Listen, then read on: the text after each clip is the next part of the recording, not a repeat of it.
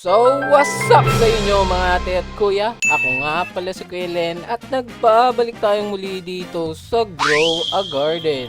At ngayong araw mga ate at kuya, titignan natin ang mga bagong leaks na naglilipana sa internet at titignan natin kung ito ba talaga ay paparating sa next update. Pero bago natin ito umpisahan mga ate at kuya, thank you! Isang malaking thank you muna sa inyo. Syempre mga ate kuya, lagi akong nagpapasalamat sa mga sumusuporta.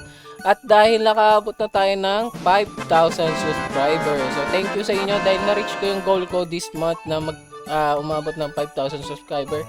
Nagpapasalamat ako sa inyo ng buong buo and sana suportahan niyo ako hanggang sa dulo mga ate kuya. At hindi ko kayo bibiguin sa mga video ko. So wag na natin ito patagalin mga ate kuya, simulan na natin kagad to sa mga pa-washout.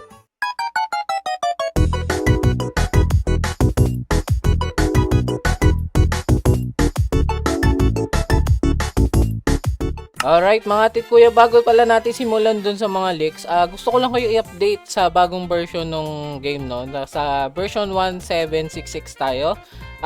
Na fix na po yung bug sa Nihon, yung kapag ginigip nyo ng gutom, pero nagana pa rin yung sa ticket. So hindi ko na i-explain kung paano nagana, search nyo na lang.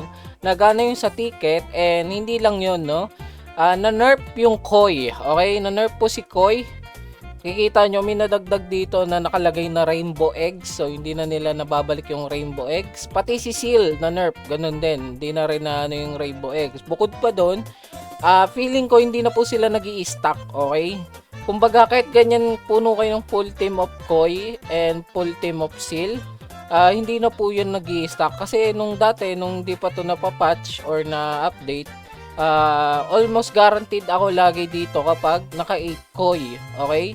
Almost guaranteed, ibig sabihin minsan may isa or dalawang kulang. So papakita ko sa inyo kapag tinry ko ngayon, okay? So ito, ni-ready ko talaga to para mapakita ko sa inyo. So bubuksan natin to isa-isa. Okay, so mapapansin nyo, wala pang egg na bumabalik. Ayun, meron ng isa. So nakita nyo, out of 8, ilan tong bumalik?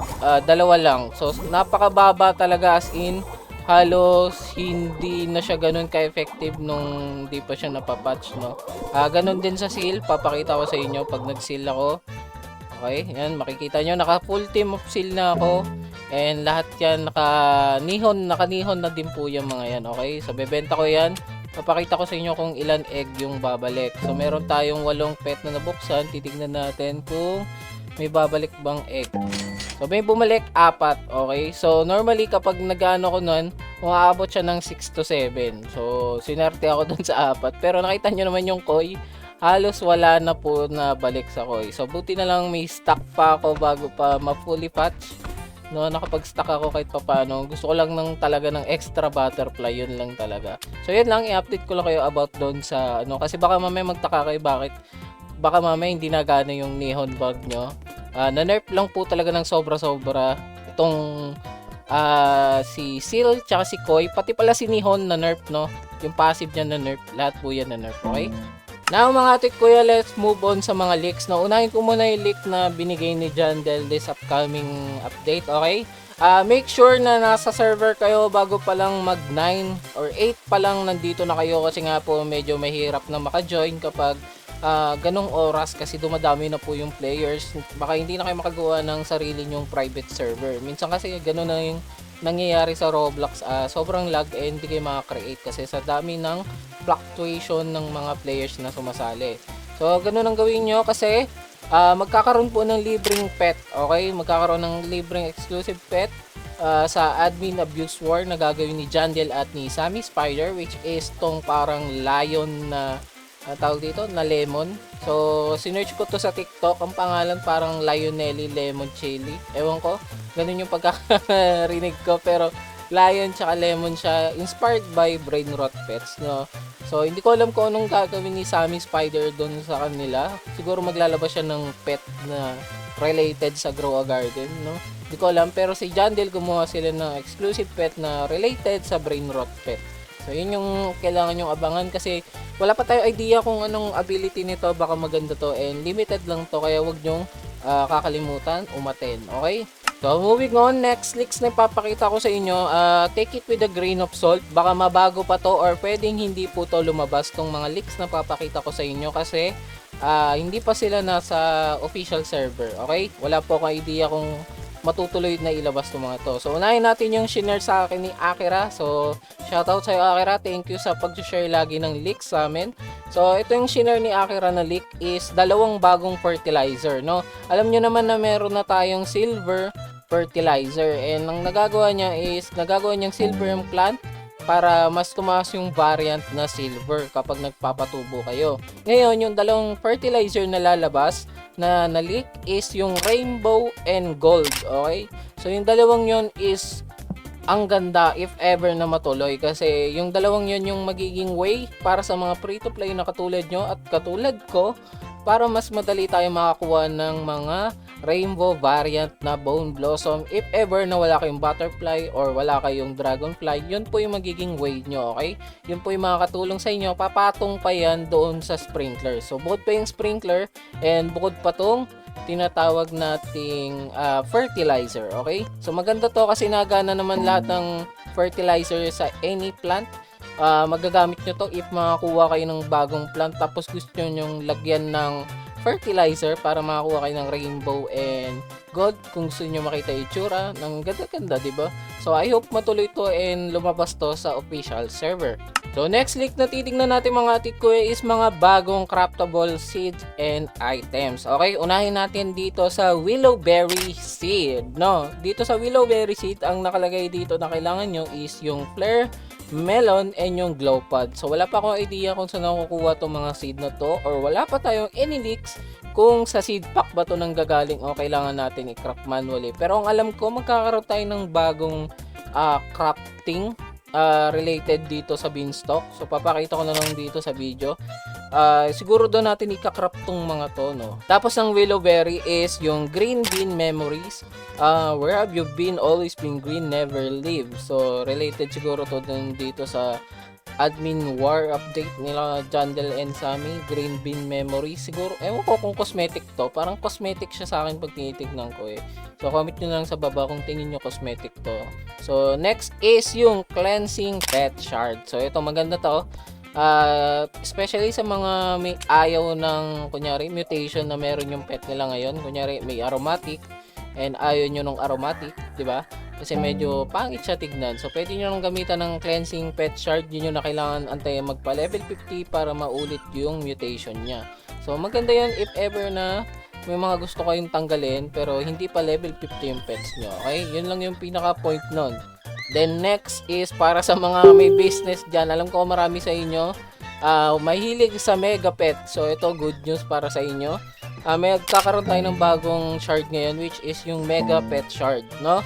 Ito yung nagpapalaki ng pet kasi alam ko mahilig sa inyo. Marami sa inyo mahilig ng malalaking pet kasi nga nagtanong rin ako sa Discord kasi daw cute tignan and magaganda tignan ng malalaki. So hindi naman ako mahilig sa mega kasi hindi ko gusto yung ability ng mega pero marami sa inyo gusto yung mega and ito na yung chance, okay? Magagrind nyo na yung mega ng sobrang dalian lang kasi ilang bang percentage ng mega? Alam ko mababa lang. So makikita nyo 6.43. Mababa nga lang yung chance ng mega. So yan yung magpapadali. Pero nakalagay kasi dito 11 days yung crafting time. Okay? Pero hindi naman ata yan finalize. Baka placeholder lang yan. Ibig sabihin hindi pa po yan yung final or nilagay lang yan para sa ano. Para lang sa leak. Okay? Baka yung 11 days is around 1 hour lang yan. Malay nyo 1 hour or 1 day. O diba? Hindi na kayo lugi. Pero kung 11 days yan, hindi ko alam kung worth it. Parang hindi. Parang mas okay magpa-level na lang kung ganyan, kung 11 days. Pero depende.